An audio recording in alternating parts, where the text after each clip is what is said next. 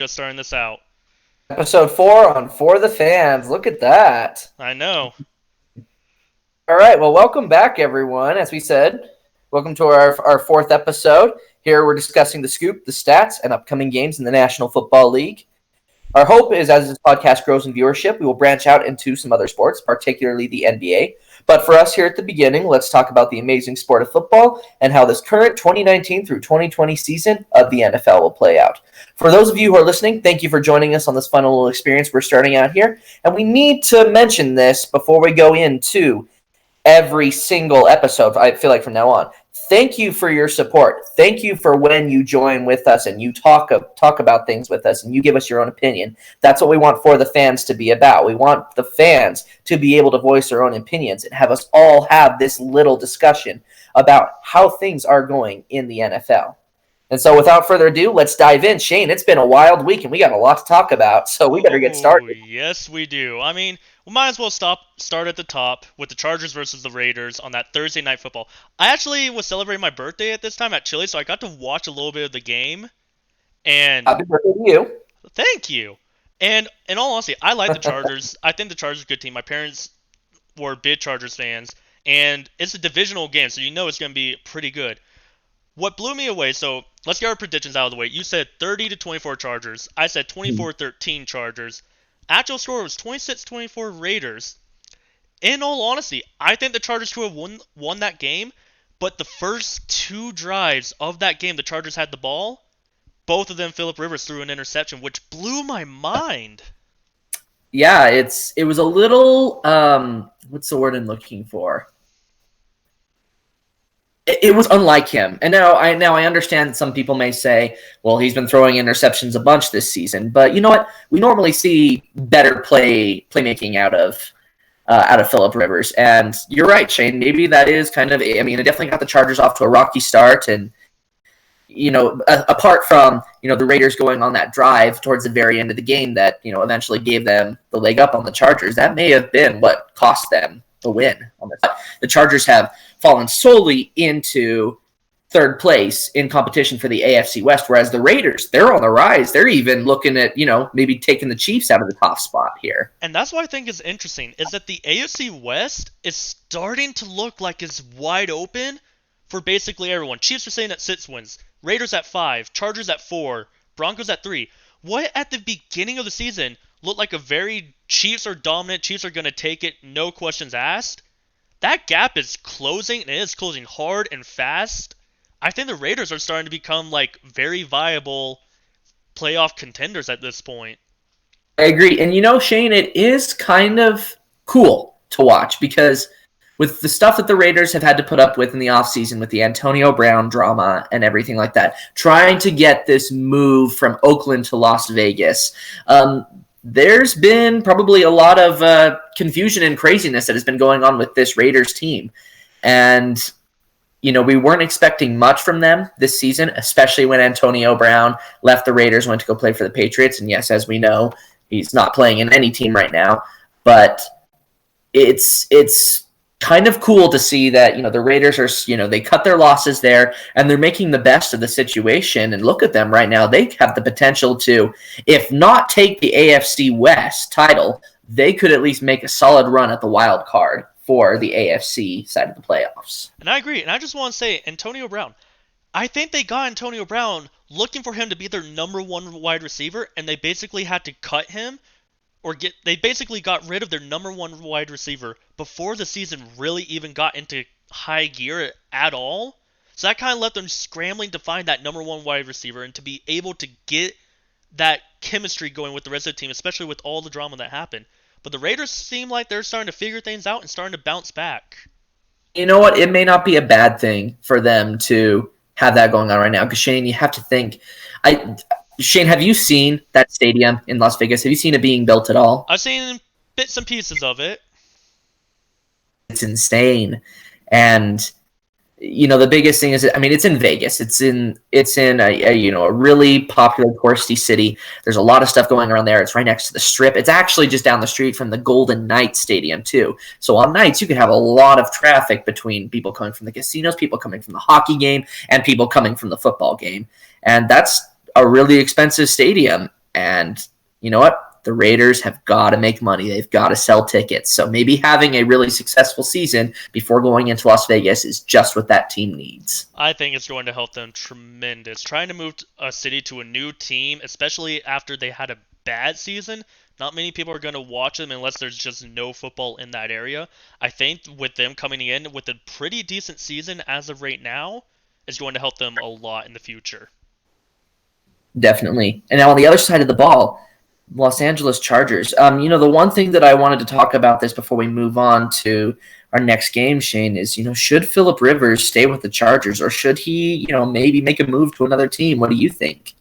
It's tough to say. Phillip Rivers is still a good quarterback, and you gotta remember, when he came into the NFL, he was actually backup for Drew Brees. Drew Brees is still going strong and doesn't show any signs of stopping. Phillip Rivers, I think he's good where he can succeed on a good team, but right now it's kind of an iffy spot because the Chargers don't seem to really have any plans for anyone in the future, but they might want to start looking pretty soon with at least this past performance. And you might be right because Phillip Rivers is no spring chicken. He's got a bit of age on him now at this point. And, we look at some of the other quarterbacks that are in the NFL right now that are older, that, we kind of are like, oh, I don't know how much time they have left. Eli Manning, for example, he has his replacement with Daniel Jones. Ben Roethlisberger has a replacement in Mason Rudolph. Drew Brees has a replacement possibly with either Teddy Bridgewater or Taysom Hill. And Tom Brady, the Patriots can probably find anyone. Find a little Walmart grocery store clerk. So it probably is time, whether Rivers decides to go play for another team or just decides to up and retire.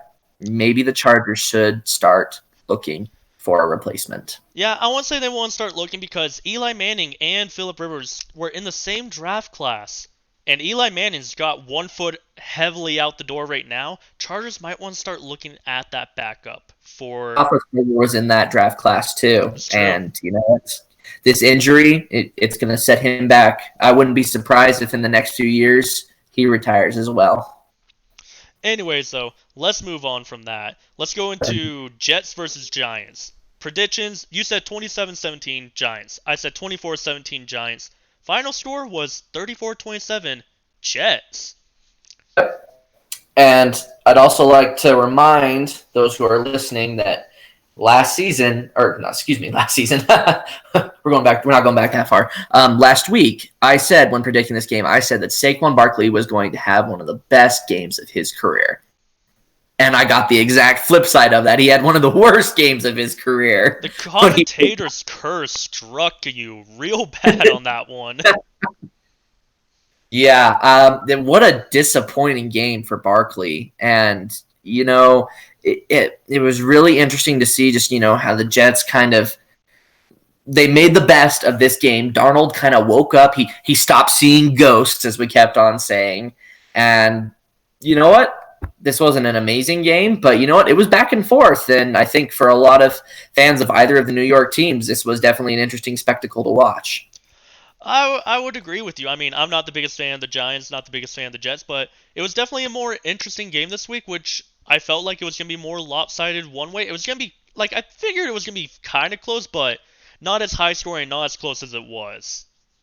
Yeah, and I think one thing, the last thing that I want to say before we move on to our next game, because I don't think there's too much else to talk about this game that we would at least like to say, is that maybe in this case, both teams, their head coaches are just trying to get as much wins as they can because, let's be honest, both coaches, in my opinion, their job is at risk.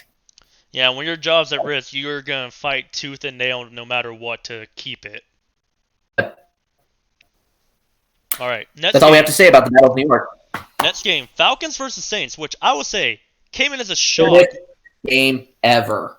We predicted, you said 31-17 Saints. I said 38-9 Saints. Final score was 26-9 Falcons. You got part of that right. It's the wrong team. It's true. But what the heck happened to the Saints? What was I remember reading? That just...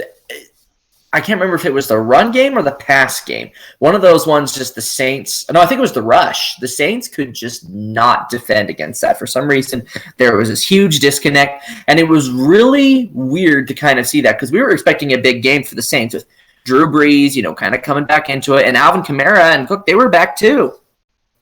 It's true. But here's the thing. The rushing game for the Saints, and I'm just showing people kind of what the Saints rushing looked like, it was very lackluster. They barely ran the ball at all, and were barely able to get anywhere when they ran the ball. And you also got to remember, the Falcons had Matt Ryan back in position, lining up again. Do you think that was a big factor in this win for the Falcons? The first thing that I want to say, Shane, is I feel like you make a goal in every one of these episodes to use the word lackluster. I've gone back and listened. You use that word in every episode, and I love it. And I think you should continue to do that. But that worked in this case. But to answer your question, was Matt Ryan a factor in this Falcons win? Of course he was. Of course he was trying to, get back in there and play well. And, he has an amazing wide receiver to throw to at Julio Jones. One of the best by far. And if not, probably one of the best, maybe the best in the NFL right now since Antonio Brown is not playing on a team. That can be up for debate later, but I think that was a factor. But another factor, of course, was the Saints were just not prepared to play this game. And it was really odd to see a team that was 7-1 lose to a team that was 1-7.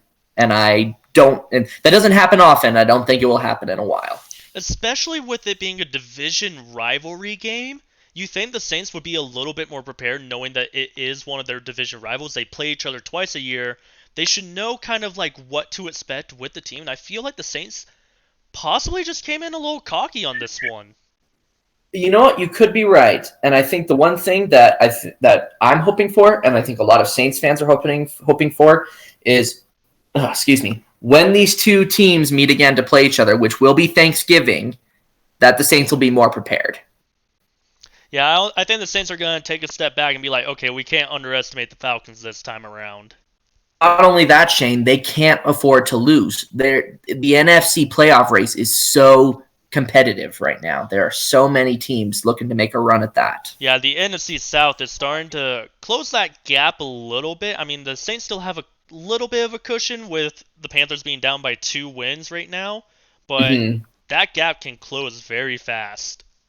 Agreed. And yeah, it was unfortunately just a tough loss for the Saints. Got to pick it up. That's all it is. You can't get cocky. You really can't. All right. Chiefs versus Titans.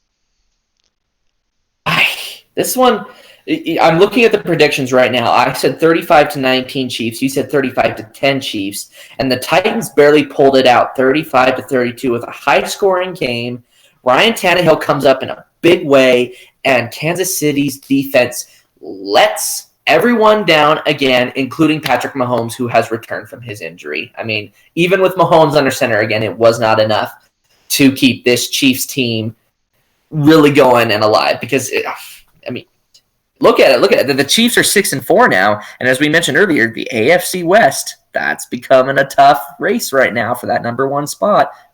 The Raiders are not. And I want to say, I don't think we're getting enough credit, and I hate to say this because I'm not the biggest fan of the Titans being...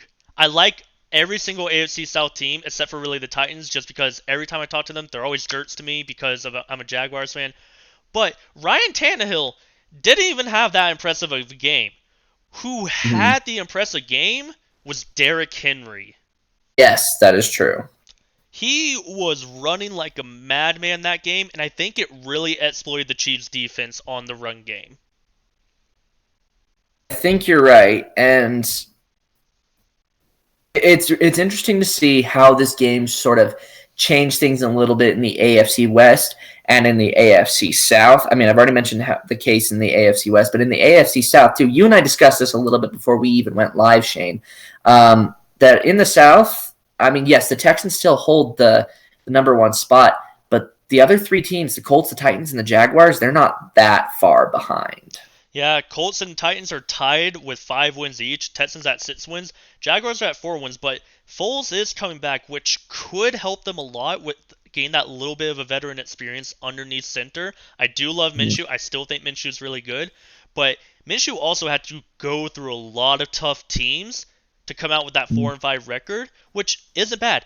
Opening game, Chiefs. We played the Panthers. Like, we played a lot of tough teams this season, and I think the worst of it's behind us, and now we can focus on what's ahead. That AFC South title is going to be wide open if the Texans don't keep putting up pressure. Yep, I agree. And you know what?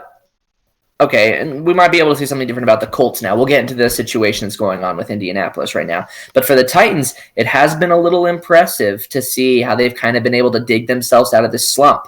We've talked about them a little bit. The last thing that I want to say before we move on, Shane, is do you think the defense problems for Kansas City Chiefs, which existed last year but still exist here, do you think that's going to spell doom for their Super Bowl hopes? You know, I think it very much can. As we've seen, Patrick Mahomes is an amazing quarterback. He is putting up big numbers consistently every game that he's playing, making good moves.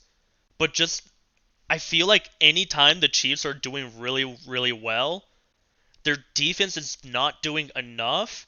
And so whoever they're playing against is able to score just as much as they are and potentially win the game. The Chiefs, if they bulk up their defense, if they can stop so much of what's going on with the other team, their points are going to fly past, and it's going to be an almost insurmountable game for the other team to catch up to. Absolutely. I agree. You know, it's kind of funny. My wife doesn't know that much about professional football. She only generally understands what I say in some slight little conversation. But she has said several times, she said, you know, the idea in her mind, the ideal Super Bowl team, the ideal dream super team, she said, was a team that has the Chiefs offense and the Bears defense. I mean, and of course, I'm a little biased there, but the Bears defense last year, I would definitely agree with. Yes, for sure. But the Chiefs offense last year too, as well. Yeah, like in all honesty, so that's really... if we took the Chiefs offense and I want to say 2016, because that's right when you guys got Khalil Mack, right? Oh, it was this past season. It was this past season? I think the Jaguars defense was still pretty solid then. Just mix a few players from that Jaguars defense with the few players on that Bears defense. Man, that would have been a monster team. Would have been great. Yeah, at that point, you might as well just taken the 85 Bears defense. But anyway, moving on. Oh, man. All right. So what game was it? Ravens versus Bengals? Yeah, Ravens versus Bengals. I was just saying we'll come back to the Bears later. Oh, yeah. So, Ravens versus Bengals. You predicted 28-17 Ravens. I predicted 31-6 Ravens. A giant blowout. 49-13 Ravens. Is Lamar Jackson the MVP? Well, correct me if I'm wrong. Didn't he have a perfect passer rating? He had a perfect passer rating, and he is the first quarterback in NFL history to post multiple perfect passer rating games within a single season. Dude, it's scary. I wish my team took him in the draft instead of taking Taven Bryan. I was like, let's get Lamar. He's still here, and it still hurts me that we didn't. I mean, I'm just showing everyone his stats just because he didn't throw a whole lot, but he threw far. 15 for 17, 223 yards, 3 touchdowns, and then he was also the top runner on his team. Let's just put it this way. I mean, when it comes to Lamar Jackson, I mean, you could throw a million RPOs as a coach. I mean, Lamar Jackson, he's an RPO coach, heavy kind of guy. It's a coach's dream if he wants to run RPOs like crazy. It's too bad Lamar didn't play quarterback for Philadelphia when they were going crazy with Foles and Wentz doing RPOs in their Super Bowl season. Oh, yeah. I mean, just the guy's amazing. But it leaves this question open. Is Lamar Jackson the MVP? Or is it Russell Wilson? Or is it Christian McCaffrey? You know, I think that's a tough choice between the three. All three have been performing, without a doubt, amazing games day in and day out. Right now, I think it's too tough to say because Lamar's coming up big. Christian McCaffrey's been carrying this Panthers offense very much, and Look what Russell Wilson has did. been dominant. Yep. Anyway, that's enough about the Ravens. We've done enough drooling about the Ravens. On the other hand, there's no drooling going on here. You and I have talked about, the possibility of Cincinnati still being the only winless team in the NFL. Do you think they want that first pick? Because it seems like they're really digging for it, but, is it going to come to them? At this point, I think that they are probably going to get that number 1 pick, especially with the Dolphins starting to pop off a little bit, which we'll cover later. Right. But all of these bottom teams are starting to show flashes of life and signs of life, where this Bengals team is just kind of falling at the wayside. And that's not to necessarily be blamed completely on, their quarterback in Ryan Finley, who they've put in recently. I don't really want to place all the blame on Andy Dalton earlier either, because I know many people like to place the blame on the quarterback. It really just seems like nothing is clicking in Cincinnati. And maybe at this point, maybe they don't want anything to click in Cincinnati. Maybe there is a little bit of taking there. I don't know. We'll really have to see how things go when the draft order is set, when we kind of find out who is going to be in that draft, because like you and I have said several times when we have discussed the draft on this podcast, Shane, Tua Tagovailoa is not the only superior quarterback in the draft. In fact, I don't even think he is the best quarterback option. Yeah, I saw one of his games the other day, and he was not looking good at all.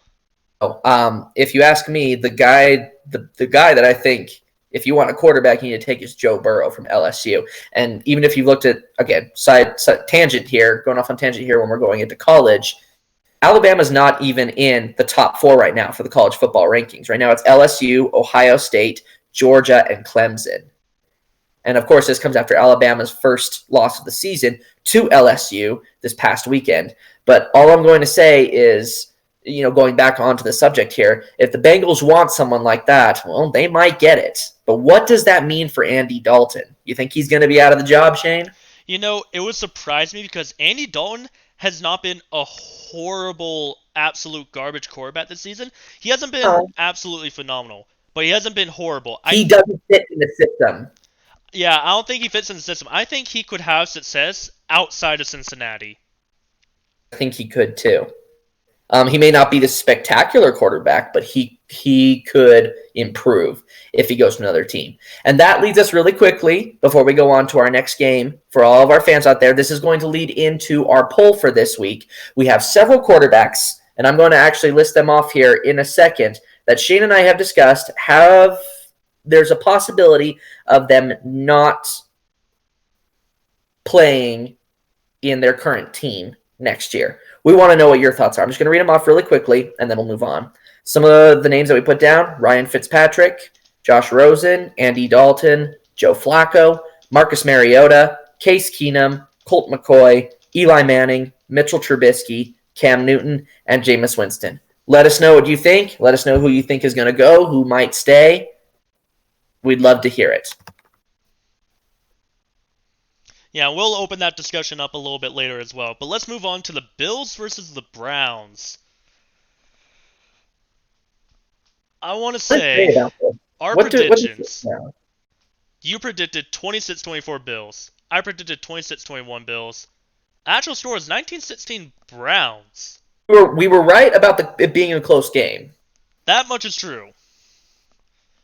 However, was the Browns' win against what has been a pretty solid Bills team this season, was it a fluke? Was it real? And where does that leave the Bills in the playoff race now? And if you want my honest opinion, I think it was a fluke. And again, I know that I've dogged on Baker Mayfield a lot in this podcast. I've kind of given the Browns a tough time. And this falls right in with that again, but good win for the Browns. Honestly, it's good. It might have pulled him out a little bit, but I don't see much more coming out of that.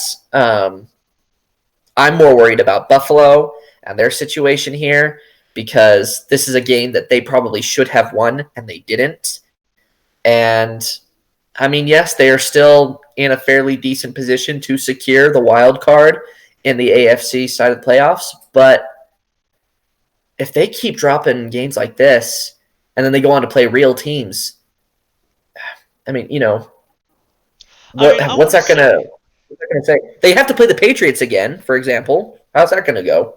I mean, if we look to their game earlier in the season, that was a really close game, which New England barely won. I will say, I think the Browns win against Buffalo. I will agree with you. I think it was a fluke. The Bills' playoffs chances, though, they were pretty strong in that playoff race, and now they're starting to fall behind with the rest of the pack, and I'm worried that they might get lost in that hunt. I think you're right. I mean, it just almost seems like they are kind of starting to fall down to the Dolphins and Jets level where you still have New England up here. And that's kind of sad to see because I was actually enjoying seeing Buffalo excel like they were at the beginning of the season. And I hope that this is just one of those, okay, cut our losses. We lost that game. Let's go out and win the next one. I really hope that is a situation that's going to occur in Buffalo. I mean, is it bad that I'm one of those people that's waiting for a team like the Buffalo Bills to usurp the New England Patriots from that number one AFC East spot that they have held for years and years and years? I don't think that's a bad thing to be thinking that. You really feel for Bills fans. I mean, really at this point, Shane, their claim to fame as a team is they went to the Super Bowl, the Super Bowl, Super Bowl, the Super Bowl 4 times in a row and lost all 4 games. The only other claim to fame they have is O.J. Simpson. Wow, really impressive repertoire. Well, I mean, they also have the Bills Mafia, which we can't forget about them. Chucking people through tables, that's another claim to fame that they have that no one's going to try and take away. I guess that's true. But what I'm saying is with that is that's not a bad thing for you to be one of those people who's hoping that maybe Buffalo is that team that kind of takes over the AFC East after the Tom Brady, Bill Belichick era is over in New England. We'll have to see how that goes. That still looks at this point a few years down the road. Yep. All right, next game, unless you want to say anything else about the Bills versus the Browns. I got nothing for that, and I don't think I have much to say about Cardinals and Buccaneers either. Yep, Cardinals and Buccaneers. You said 27-24 Cardinals. I agreed with you on the score, but I said it was going to be the Buccaneers taking it. Buccaneers took it 30-27.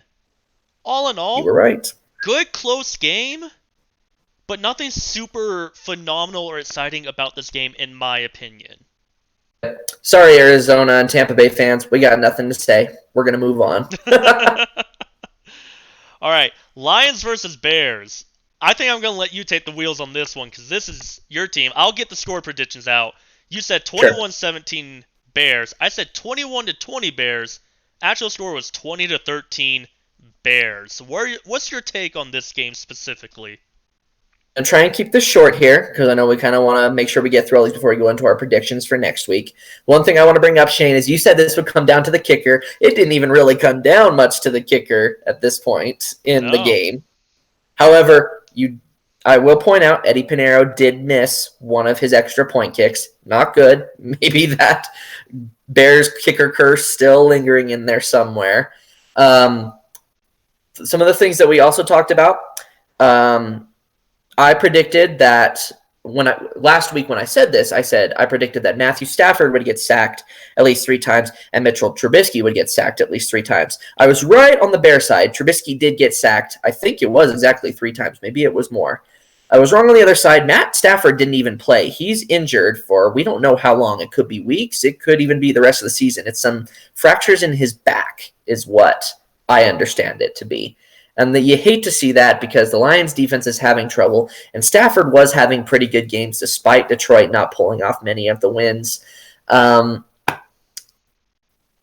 It's sad to see. I actually really feel for the Lions in this case because I feel like they're in trouble without him. Whereas on the other side, the Bears, it was a little weird to see the fact that all of a sudden Trubisky kind of woke up in this game and threw some really good touchdowns, and it kind of helped propel their situation at least somewhat. If you look at the race for the wild card spots, technically the Bears are still in it. It's highly unlikely they're going to make it, but they're still kind of in the race at this point. And we'll kind of talk about that more when we go up into their matchup with LA this week. I guess really the only other thing that I want to say in the matter of this game is, I mean, yeah, great. Bears won. I'm happy for them. Hopefully things go well. Lions, hopefully you get Stafford back soon. That's all I have to say. Yeah, and I want to say in regards to that playoff race, and they got tough teams to go through. They got to get past the Vikings, who are a division rival, and they also got to get past the Seahawks, who we'll talk more about later. And with your prediction, I was looking it up for you while you were saying Mitchell Trubisky got sacked 5 times that game. Also, it was more than 3. Yeah, but overall, I think it was a pretty good game. Hope Stafford gets better soon, because it's never fun having a good player go down with the injury bug. No, and Driscoll's not a bad backup quarterback, but we know that the Lions are not going to be the same unless Matthew Stafford is under center. Right. All right, so let's move on. Dolphins versus Colts. I want to say, Yeah, go ahead. this is a more interesting game than I thought it was going to be. You said 24-13 Colts. I said 21-10 Colts. 16-12 Dolphins was the final score. Dolphins had their second win this week. Kind of interesting to see. I don't really have much to say about the Dolphins other than good win. Let's see if you can get another. On the Colts side, though, I'm thinking, oh boy, do I need to start getting my panic button ready? Are you guys going to be able to do this without Jacoby Brissett? This is a little nerve wracking. I mean, it's the Dolphins you played. A couple weeks ago, they hadn't even won a game. It's very true, but you also got to remember, with the Colts, they lost Andrew Luck before the season started, threw in backup quarterback Jacoby Brissett, and now Brissett is out.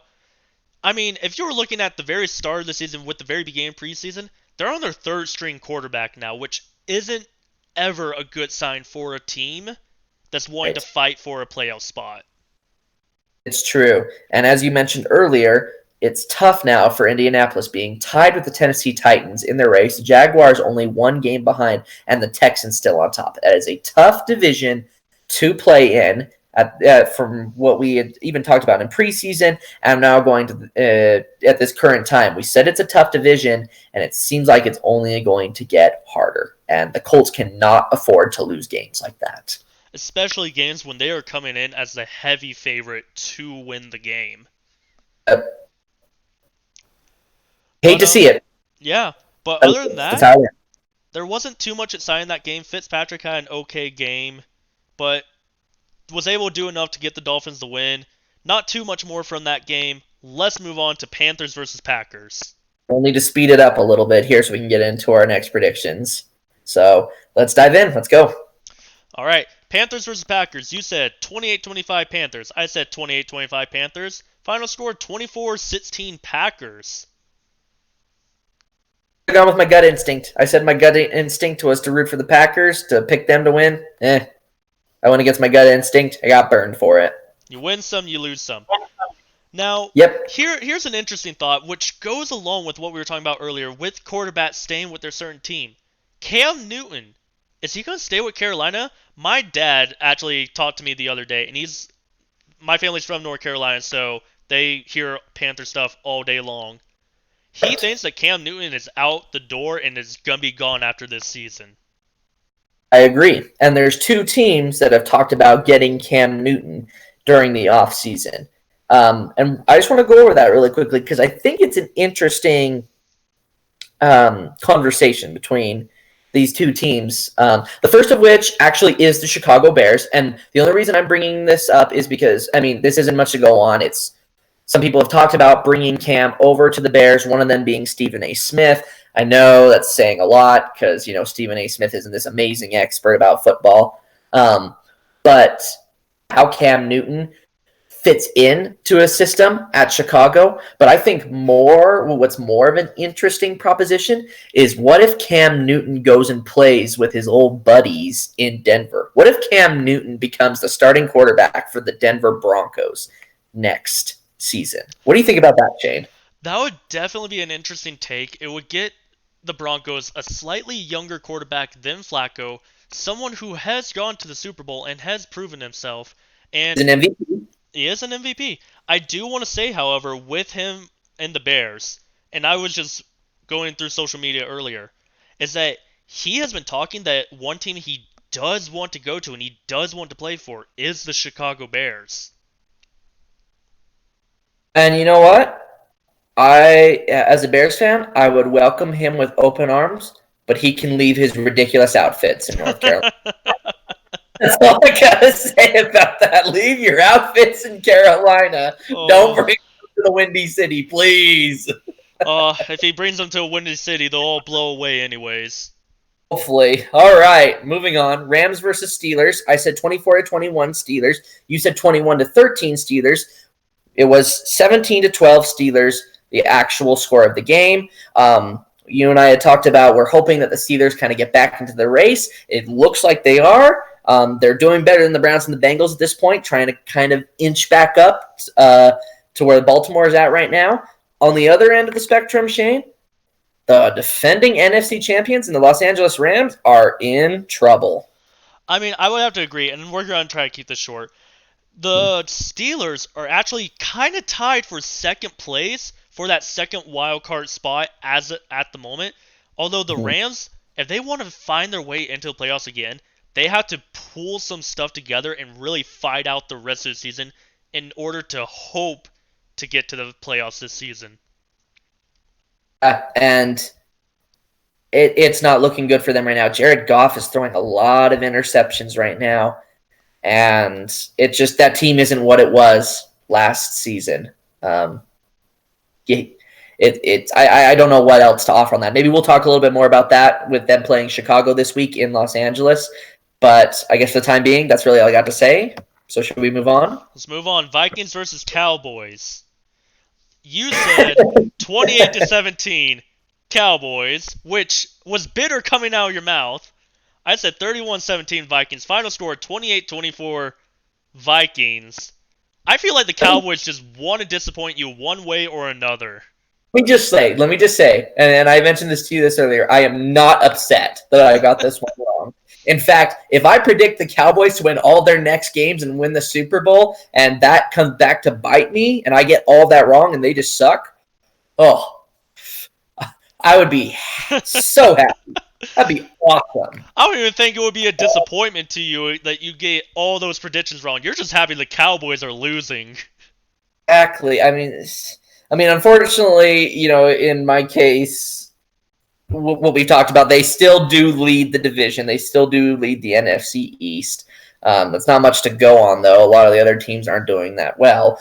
But only things I want to say here, just as sort of our little highlights, our little talks from this game, I am actually going to agree. Again, as I mentioned him earlier, Stephen A. Smith. I agree with him. I think Jason Garrett is to blame for these Cowboys' problems. Something's not clicking there, and I think that it's probably time for the Cowboys to move on from him as head coach. It might be able to kind of fix their problems in future seasons because Dak Prescott's actually not doing that bad. He is putting on a good game. Zeke got his money. Zeke's still proving to be a talented running back, and Amari Cooper had some amazing catches. I mean, one that was still mind-boggling that happened in this game, but they still lose. Yeah. Do you think so? The Vikings are fighting for playoff spots right now, and it's a tough division for them. They got to take on the Packers. Do you think that they can beat the Packers? Yeah, I do actually. I'm not saying it is going to happen, but I think it's possible. Yeah, I can see it being a pretty close game when they do match up. But let's move on to the highlight game that's going to take up a good amount of time. Yeah, hopefully we can get this all in here before we go into our predictions next week. I'll just run through it really quickly. 49ers versus Seahawks, probably the game of the year right here. Such an amazing showmanship. So many great things about last night's game. Just running about our predictions. I said 31-28 Seahawks. Shane, you said 38-35 49ers. The Seahawks win it in overtime. And I messed up. For some reason, we said 27-24. It was 24-21 was the final score in overtime. 27-24. Super great. You were right the first time.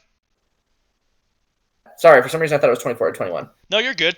But anyways, It was in overtime. Division rivals. This game, I think, was better than what we initially anticipated. We anticipated it to be a really good game, and in all honesty, it was a really good game. Did not disappoint.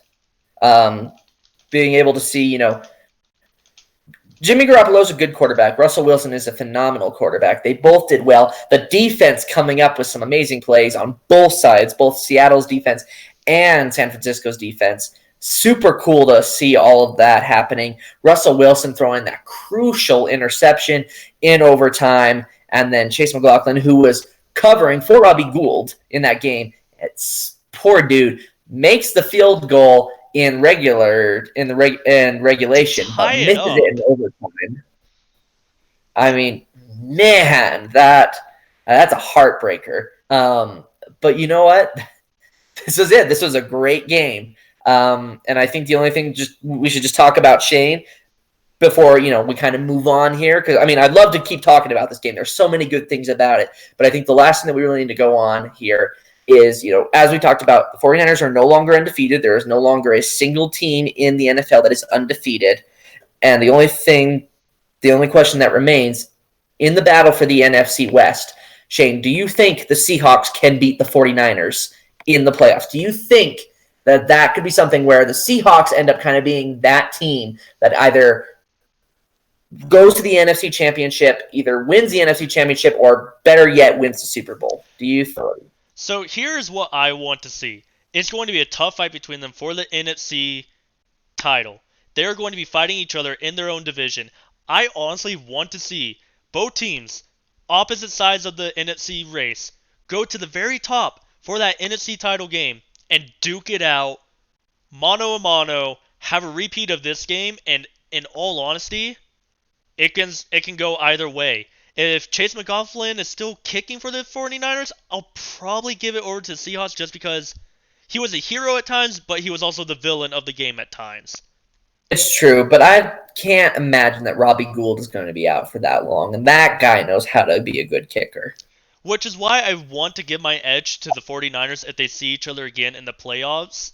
I think the 49ers might take it, but I will have to say, after the disappointing Super Bowl from last year, this was redeeming in every way. This reminded me of the Rams and Chiefs game from last year that everyone was just talking about for weeks on end. I think that's going to be this game for this year. Yeah, I agree. Hey, Shane, before we go into our predictions for next week, what do you think about what Duckmaster said? Do you think Fitzpatrick is deserving of Defensive Player of the Year? There's a lot of good defensive players, and in all honesty, it's tough to say. He could potentially get that spot, but coming into, I believe he joined the Steelers and from the Dolphins. Coming into the Steelers, right before that trade deadline, he was on a bad Dolphins team. He wasn't able to shine as much. I feel like on the Steelers, he's able to shine a lot more. And what you're saying, Duck, is pretty summing up of it. But there are a lot of other really good defensive players who have had phenomenal seasons as well. I think he is definitely a candidate. I would say if he started his season on the Steelers team, he would definitely be top of the list. But I think there might be a few other people kind of trying to eye that spot as well, and it's going to be a tough fight for him to get that award. Shane, who would you say is also kind of eyeing that spot there? Because this is very different from last season. Last season, the two guys who were kind of going at it for each other for trying to get that Defensive Player of the Year position was between Aaron Donald and Khalil Mack, and neither one of them is wowing that much this season. So who else do you think kind of fits in there? You know what I mean? The Bosas, Joey Bosa and Nick Bosa, they have been putting on dominant games week in and week out. I think they are also really good candidates. They play completely different position, but they're able to pressure that quarterback and pressure him hard and good. I suggest one other person who I think at least should be recognized, at least looked at for that Defensive Player of the Year position. That would be Jadeveon Clowney for the Seahawks. Very true. He was a nightmare for my team whenever we played him. Him and J.J. Watt, it was so hard to get anything going. Jadeveon Clowney is starting to shine in the Seattle defense. And I know that you don't want to talk about the Patriots, Shane, but Oh. Stephon Gilmore having a good game too. Yeah, I mean, there's a good amount of teams wanting, or a good amount of players that are eyeing that Defensive Player of the Year. I think it's too soon to tell as of right now. I mean, we'll definitely have to see as after the trade deadline continues to go on a little bit and they get more and more comfortable with their teams. But there's quite a few contenders for it. I agree. And to respond to what Duckmaster said, he said 5 interceptions, 2 touchdowns. I mean, it almost seems at this point, hey, maybe if there was a Ball Hawk of the Year award that they give out in the NFL, maybe he should get that. I mean, I actually would love if they did do something like that, because last season was great, because I think 2 of the biggest Ball Hawks of last season were both played for the Bears, in Kyle Fuller and Eddie Jackson. But that's I think you present a good case there. We're just going to have to see how the rest of the season goes, because I think Fitzpatrick really has helped the Steelers right the ship and steer on a course of trying to get back into this playoff race. We're going to have to see if that trend continues. Right, Shane? Definitely. And let's get into our predictions for this upcoming week now. So, Sure. To start Thursday Night Football, it's going to be Steelers versus Browns. What's your take on it? I am going with Pittsburgh on this. And again, not because I'm, anti Cleveland Browns or anything like that. This is because, I believe in the Steelers. I think they're really starting to show some promise to get back into this race, as I said just a few moments ago. Final score, I'm thinking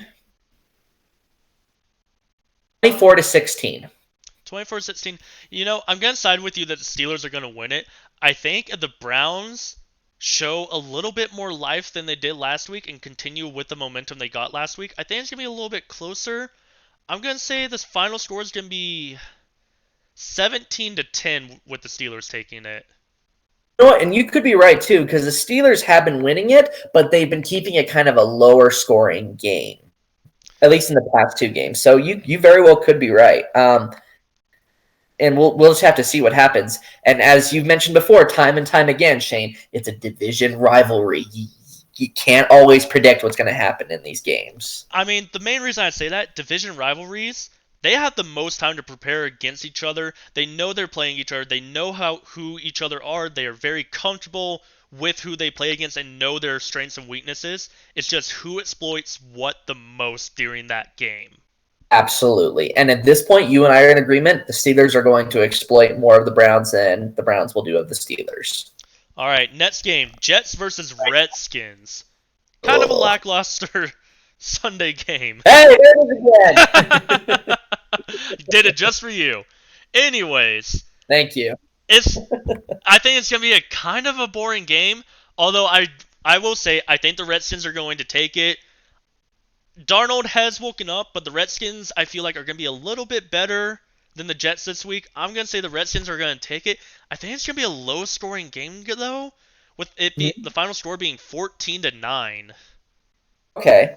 The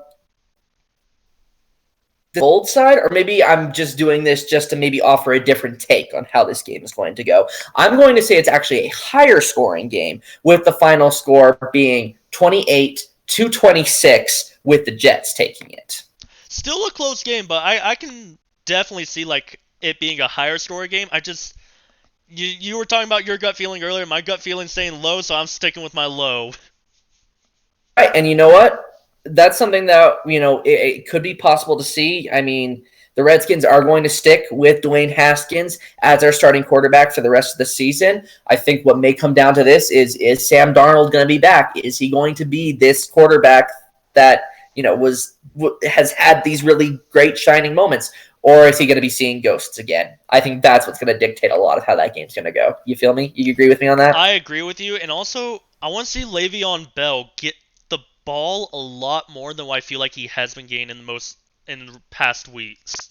You know what? And that's another thing to bring up too. And we can talk about this a little bit more as time goes on, but if the Jets don't give him something there, he's gone next season. He's going to go somewhere else, or he's going to get traded. You know what I mean? Le'Veon Bell, it doesn't belong in a team like that. I feel like he has so much potential, and the Jets are just kind of wasting it with him on that team there. But anyways, let's move on. Jaguars versus Colts. Jaguars coming off of the bye week. Foles is back. The entire Jaguars team is healthy for the first time this season. And the Colts are looking hurt, coming with a loss from the Dolphins and Brissett being out. I think the Jaguars are going to have a fairly easy game this week. I think it's going to be a better scoring game. I think the score is going to be 27-17. Jaguars take it. And I'm going to go with 24-12, also with the Jaguars taking it. Yeah, sorry, Colts, but you guys seem to be struggling right now, and I think my boys are going to take advantage of that. We'll see. We will see. Bills versus Dolphins, another division rival. We now have had 3 of them that are going to be playing this upcoming week. Bills versus Dolphins, I am going to go... You know what, Shane? I'm going to go with the Dolphins on this. Dang it, I wanted to do the Dolphins. I really... you know what? I'm going to stick with the Bills then.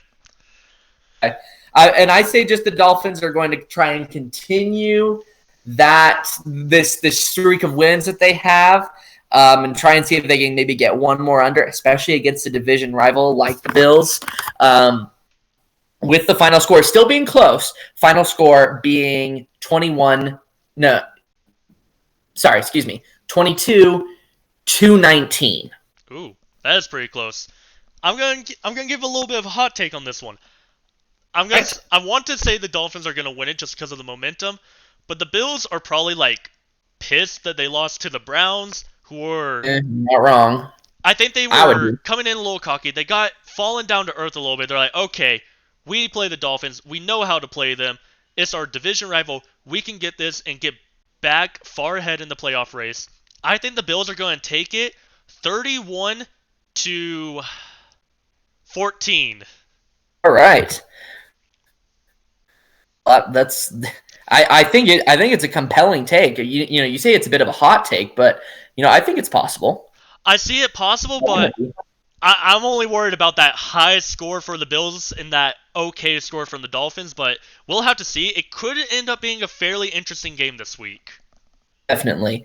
You want to know what else could be a really interesting game? Is against 2 teams that I don't have much fondness for either team. I don't know who to pick in this one, and that's the Cowboys and the Lions, and it will be played in Detroit.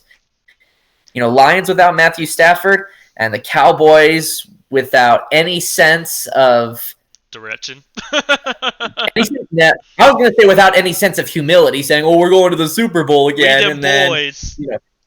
And then when they lose, they're like, "Oh, whatever, we still have 5 rings." Oh. So, are you going with America's team or the Detroit Lions? First of all, they're not America's team, but I am. I mean, that's what they say every single time. We're America's team. I know. You know what? I am going to go with the Cowboys. And again, trying to force the words out of my mouth. I'm going to go with, again, maybe hoping that I'll get cursed and the Lions will win. But I also have to keep in mind that Matthew Stafford is injured, and Lions have been struggling on the defensive end. My score prediction is going to be 27-24 Cowboys. All right, I'm going with the Lions. I think it's going to be a close game, like you said. I think the Cowboys are just going to be misguided throughout the most of the game. The Lions are going to be without Stafford, but I think they're going to be able to rally without him and just bring home this win. I think the score's going to be close. I'm going to say it's 17-14 Lions. All right. Texans and Ravens is our next game that we have up. Shane, it's a compelling game between 2 quarterbacks. Lamar Jackson is having the best season of his career thus far, which isn't much to say, but it's been really good. And you know what? Deshaun Watson has been playing fairly well, too. I'm going to give the advantage to the Ravens in this game. But I feel like they will not be able to have this, crazy blowout game like they did against the Bengals, with the final score being 28-24 Ravens. I think Lamar Jackson is good. He has been showing a lot of diversity and a lot of dynamics to his game. I think, though, the Texans are going to come in feeling like the underdog, and it's going to show, but they're going to Mhm. use that with them instead of letting that affect them. I think the Okay. Texans might be able to steal one from the Ravens this week with Deshaun Watson taking the charge. It's going to be a close game. I want Prediction to being? say. Go ahead. I said prediction being. Prediction 22 to 20. Texans take it. All right. All right, I mean, you Falcons. definitely make a compelling case for it being a close game. I agree. Yeah. Falcons versus Panthers, though. Another division game. We got a lot of division games this week, so it's a little bit tougher to predict, in my opinion. I agree. But I'm gonna Falcons. try and keep this one. Yeah. Sorry. Go Falcons ahead. just had a blowout with a division rival with the Saints last week, blew them out of the water. Now they're facing the Panthers, who are another really good team in the NFC South. And you know what? With Matty Ice being back, I'm going to pick the Ravens to win this one. Christian McCaffrey not being Falcons. able to do enough this week. Final score 27 to 17. Oh, so the Ravens are going to beat the Panthers, huh? Did I say Ravens beat the Panthers? I meant Falcons versus Panthers. You're all good. You're all good. I was trying to give you a little marker. You know what? It's interesting because I want to pick the Falcons to win this one as well. And what did you say your score prediction was? 27-17, I think it was. 27-17. Yeah. I'm going to go just a little bit shorter, say 24-17, with the Falcons still on top. All right. I feel like there's a good amount of upsets this week. I think you're right, and that's what I want to bring up next with the Saints and the Buccaneers. Do you think the Buccaneers can take it, or do you think the Saints are going to be like, okay, we need to reevaluate, we need to make sure we win this one? I think the Saints are going to be proved to be more resilient. They're going to take on the Buccaneers. It is another division rival, believe it or not, folks. It's going to be a close game, I think. Final score? Oh, it's not super close, so I'm going to say it's going to be 28 to 21. I'm going to say 28-17 Saints. Right on. All right. Broncos versus Vikings. Vikings are taking it, hands down. No, nothing against the Broncos. Nothing against them. You know, they've actually been showing a little bit of spunk recently, but I'm going with Minnesota on this one, and I'm going to go with it being a bit more of a blowout game. I'm going to say the final score is 28-7. Ooh. I'm going to go with Minnesota as well, but I'm going to say the final score is going to be 35 to 14. Also, a possibility. You know, I could be doubting the Broncos here a little bit. We're going to have to see. All right, 49ers versus Cardinals. What do you think? Yep. We go into our afternoon games here, another division matchup. You know, 49ers have got this. And, you know, some people might be a little bit surprised with, you know, my enthusiasm with that because the Cardinals almost got him last time. And I'm still saying the 49ers will win it with the final score being 27 to, I want to say 21. That feels very, very close to what the score was last time they played. 27 to 21, 49ers. I'm going to say the 49ers take it as well. They haven't really shown too much leniency with many of their games this season. I feel like after this tough break with Seattle, they're going to come back hot and wanting to take it out on somebody, and I feel like they're just going to take it out on the Cardinals. I'm going to say the final score is going to be 28 to 7, 49ers. All right. Okay. Shane, I'm actually excited for the next one. It's a rematch of Super Bowl 52, Patriots versus Eagles. What do you got? I mean, Carson Wentz coming in. Eagles haven't been that hot lately this year, and the Patriots, I'm sorry, people. I feel like they've been playing a lot of easy teams and have gotten a lot of lucky breaks with their scheduling this year. In all honesty, I think the Eagles are wanting to win their division. I think that they are going to come in with a little bit more fight in them. I think they might be able to hand the Patriots a second loss this game. And I think the final score is going to be close. It's going to be, I'm going to say 24 to 21 Eagles. You know, Shane, I doubted my gut instinct last time. My gut instinct is to go with the Patriots on this one. I doubted it last time. I'm going to go with it this time. I'm going to say the Patriots win it with the score being 26-21. Oh, that's gonna be. I think it's gonna be a pretty good game and a close game. And who doesn't love a good Super Bowl rematch from not too long ago? It will definitely be the best game of the afternoon. Yeah, especially with the next game we got coming up, the Bengals versus the Raiders. On to the Raiders. I'm giving it to the Raiders for the way they handle the Chargers and the embarrassing loss the Bengals just had. I think the Raiders are going to come out final score 35-13. I'll agree with you on that one. 35 to 13. Yep. Sunday night game, Bears versus Rams. This is their Sunday night football matchup in Los Angeles. We have 4-5 Bears still trying to make another win against the 5-4 Rams, who are also trying to keep their playoff hopes alive. Both teams kind of trying to see if they can get that wild card spot in there. Shane, who do you got?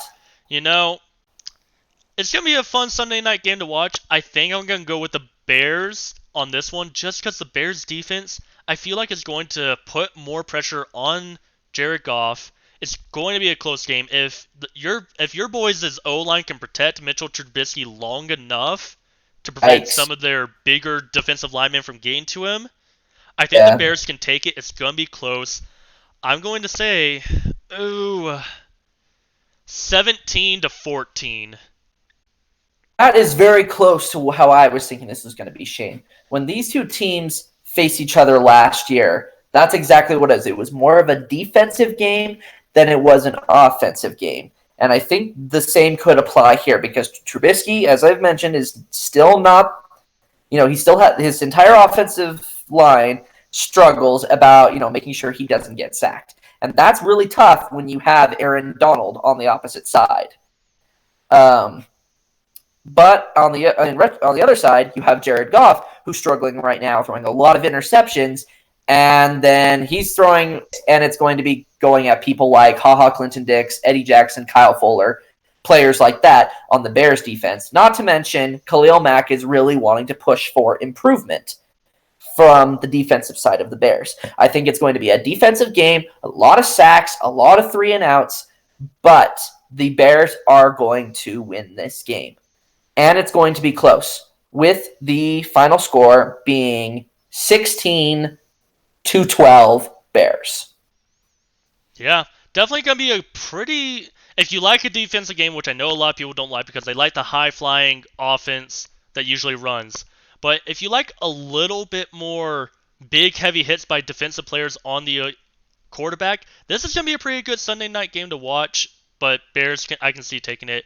Moving on to the Monday night primetime football, Chiefs versus Chargers, another divisional game. Let me say something about this one, Shane. I'm actually really excited for this one. Now, and the reason I say that is because last year, again, I know I'm comparing games from last year, and I understand they're not the same ones from this year, but I am excited for this game because last year everyone was expecting the Chiefs to do it, and the Chargers ended up pulling the win out in the end. And I think the exact same thing is going to happen in this game. I think it's going to be a more of a high-scoring game, less on the defensive side, with the Chargers barely winning it out. Final score, 23-21. Los Angeles takes the win. I was going to say, I thought you were going to pick Chiefs in all honesty, and I hate to say this to Chiefs fans. I think the Chargers are going to come in, especially with how they play against the Raiders. Like I said earlier, the Raiders, I think, only won because Phillip Rivers threw 2 interceptions on his 2 opening drives against the Raiders. I don't think the Chiefs' defense is phenomenal enough to pull off that same kind of edge with Phillip Rivers at the helm. Mahomes is going to be doing good. Rivers is going to be doing good. It's going to be a close game. I think it's going to be a little bit higher scoring game than what you're thinking. I'm going to say the final score is going to be 32-30. Hey, you know what? That's possible because, as we've talked about before, defense isn't something that the Chiefs do well at, and the Chargers haven't been that great at it either. Yeah, so I think it's going to be like a lot more high-flying, high-octane offense. And I think what you were saying earlier, Chargers thinking they're going to be the underdog against the Chiefs. They want to try and make a run at that spot in the AFC West, and that's just how it's going to be. Nothing against the Chiefs fans, nothing against Patrick Mahomes. That's just how I think the game is. That right there wraps up our predictions. Shane, I think that's the fastest we've ever gotten through it. Oh, without a doubt. And it still took an hour. So, really quickly, let's do it really quickly. What do you think the game of the week is going to be? Game of the week. It's a tough one because there's a lot of divisional games, which is why I think it's making it so tough for me to decide, because division games I feel like are always the most exciting, most fun games to watch. Yeah. And me personally, just looking at it from the outside, from the inside, I'm going to say Jaguars versus Colts because, one, those are my boys. Two, AFC South is very, very tight, and they're both fighting for those playoff spots, so I feel like they're going to fight really hard.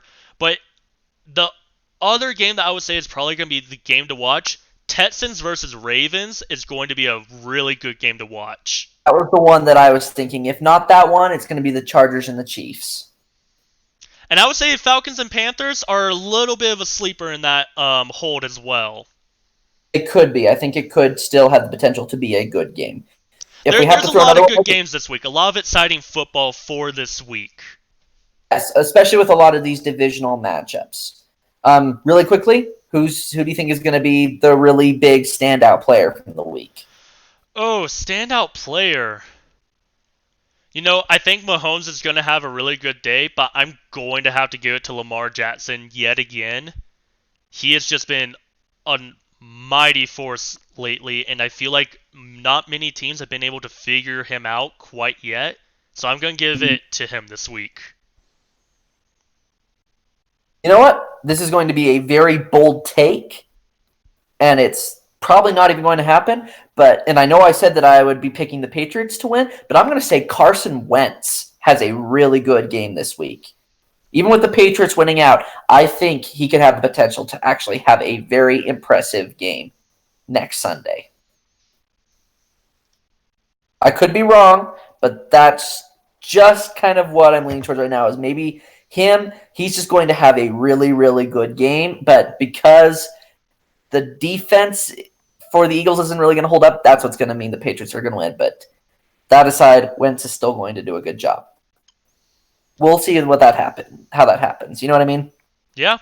And I think we can get into our other fun topics for the week to kind of wrap things up. Definitely. Let's get into it. Fans, we have gone on this one for a little while. We are finally going to get into it.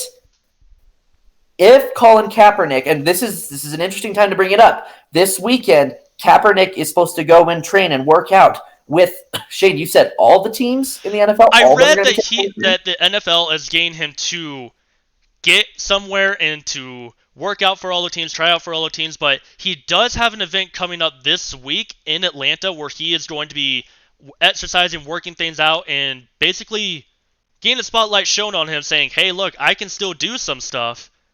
But question is, what team is going to want that? What team is going to pay a lot of money for him? We also said this for Antonio Brown as well. It's between these two players.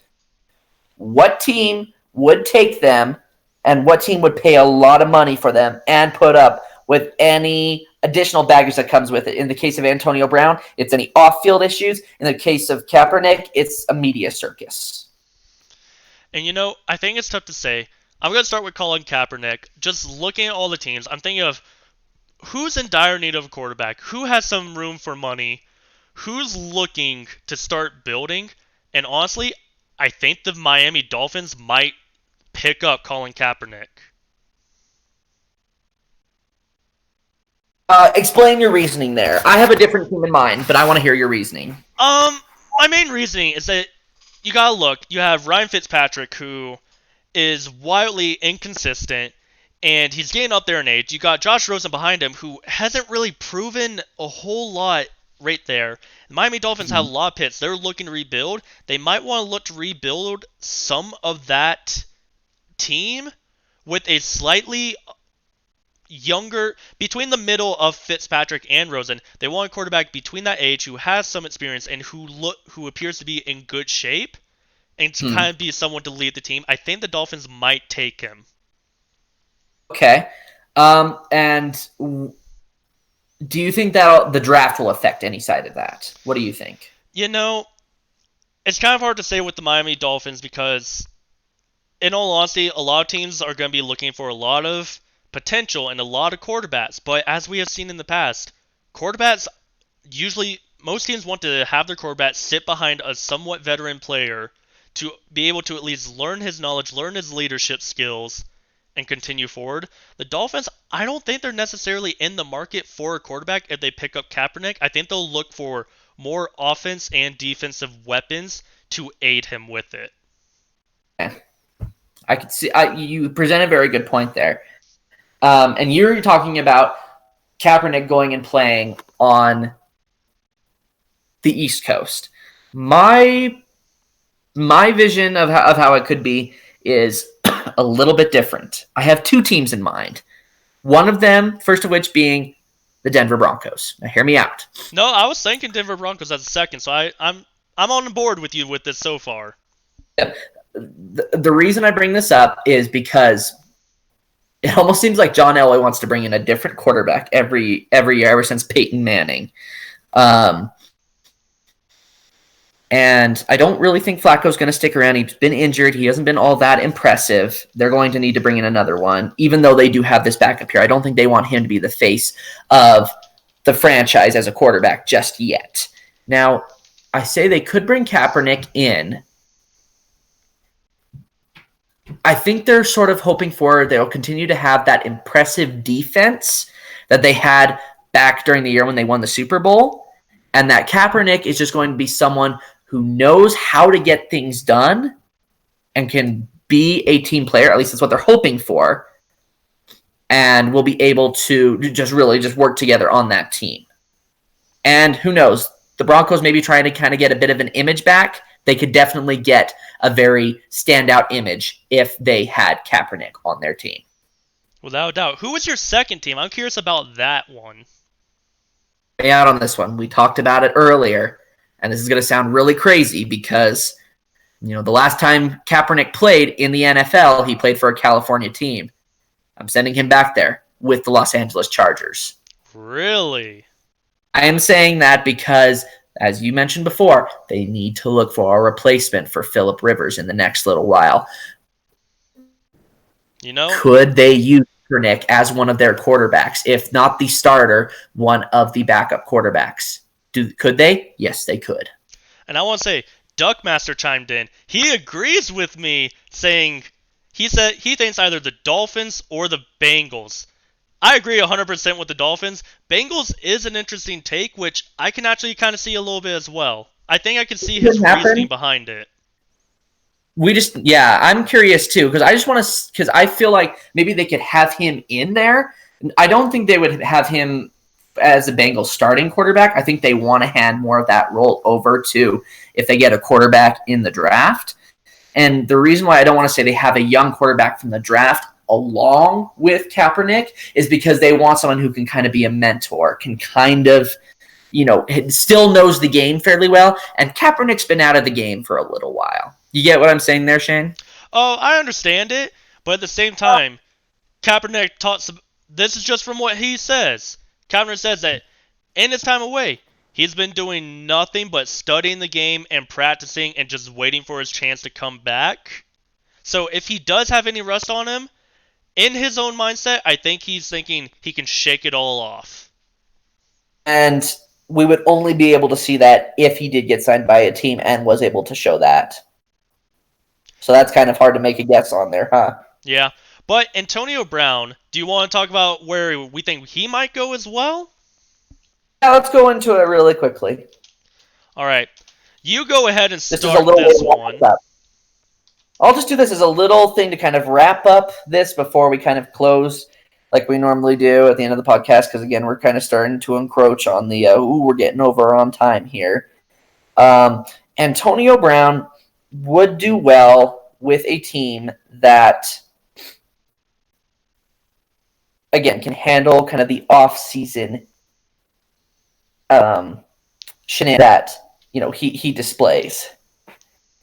And it's really odd who I am considering as the team that could work with him. A few different teams in mind, but for some reason right now, two are sticking out: Carolina Panthers and the Washington Redskins. Both, I think, are pretty viable options in all honesty. I think that they could be good. Just within the respect of the Washington needs a bit of an identity right now. They need someone who can really carry that for their team. Antonio Brown could do that. Carolina Panthers, I don't know if they necessarily need him because, I mean, yes, I understand that, him and Christian McCaffrey don't play the same position, but it would be a very sort of something extra that the Panthers could use in order to combat their rival of the New Orleans Saints. If I had to pick one other team that Antonio Brown could go to, it would be the Cleveland Browns. And I say that Another elite receiver in Cleveland?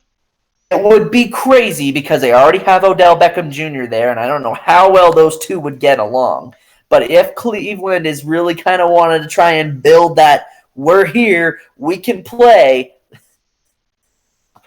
what better way to show that than bring Antonio Brown in here? But Duckmaster said the Eagles would be good there. I think the Eagles will be able to get that discipline behind them, which is why, Eagles were, an option in my mind. Give them a good weapon for Carson Wentz. I think the coaching staff will be able to knock Antonio Brown into place a little bit more. But, and this kind of pains me to say this, if Antonio Brown holds up and gets re-signed to the NFL, if he holds up like he did when he was playing for the Pittsburgh Steelers, and bear with me because this hurts coming out of my mouth, I think he could play for the Jaguars. He would get the Jacksonville Jaguars their true number one wide receiver that they can trust in a lot of situations. Give Foles a really strong weapon. Don't get me wrong. Foles has great chemistry with DJ Chark and Chris Conley, but to really solidify a true offensive receiving weapon, if he had played as good as he did with the Steelers, I think he could fit in with the Jacksonville Jaguars with Foles throwing to him. But you are right. I agree with that. I think the last thing, just to kind of recap all of this, that I want to get your take on, Shane, is do you think next year, Kaepernick and Brown will both be back in the NFL? I want to say, my take on this, Brown will not be in the NFL unless some team is actively trying to get him, because I have seen him and he tries to get into the NFL and then things don't go his way. He doesn't get what he wants. He pitches a fit and then he's like, I'm done with the NFL. And then a couple of weeks later, he tries to come back again. Kaepernick, on the other hand, I think it's a strong possibility we could start seeing him again in the NFL next season. But at the same time, I'm going to say I don't think that any team is going to want to sign him and deal with all the media drama that he brings to the team. And I think that's going to be sort of what determines it. It's really just going to be seeing, will any team take him? Yep, but I think that about wraps up this week's episode. Mm-hmm. If any of you have any questions, anything that you want to add, put on to bring up for the discussion, remember to comment in our Discord. Remember, we still have our poll for the week. That poll being, what do you think? Which quarterbacks are going to be out of the job? Which starting quarterbacks right now do you think are not going to be able, are not going to have their starting position next season? Yeah, and I would like to say, just like with that, we're going to put that in our Discord. Probably at the latest it will be tomorrow night. Hopefully we'll be able to get it done today. Also, give us a follow. If you're watching through Twitch, hit the little heart icon up the top. It will say follow or unfollow if you just hold your mouse there for a few seconds. Tell your friends about us. Get them watching. Get them in on the fun, because like we're trying to emphasize every week, this is to build a community to further discuss a sport that I think we all enjoy and would be able to have a ton of discussions about. You can scroll down, click on where it says Discord. There's a literal teal and gold button that says Discord. Just click on that. It'll take you right to the Discord for the Fans Podcast. You just create an account if you don't have one. Super easy to do. Take you right there, and you'll be able to join, get in on all the discussions, all the votes. And also with our YouTube channel, our YouTube videos will usually go up the day after we stream this. Yep. That's all I got to say. You covered it. But yeah, like I said, just tell your friends, tell your family, click on that YouTube link. It'll take you right to our YouTube page. And you can follow us there as well. Like every comment or like every video, comment. And we look forward to talking to you guys and growing this. Like, as we say every week, we look forward to growing this as we're starting out. And we're hoping that one day it can get, like, a good amount of discussion. We appreciate you, Duckmaster, for coming in and giving us a little bit more to talk with. And that's kind of the thing that we're trying to build, is building that community where we can discuss things even further. And even when we go off, we can all hop into our Discord and discuss things through text, basically. Absolutely. But McKay, is there anything that you want to tell anybody as we're closing out the night? Probably what I said the other night. Work hard, stay safe, keep your loved ones close, and make sure they're not Cowboys fans. As always, have a good night, guys, and we'll see you next week. Take care.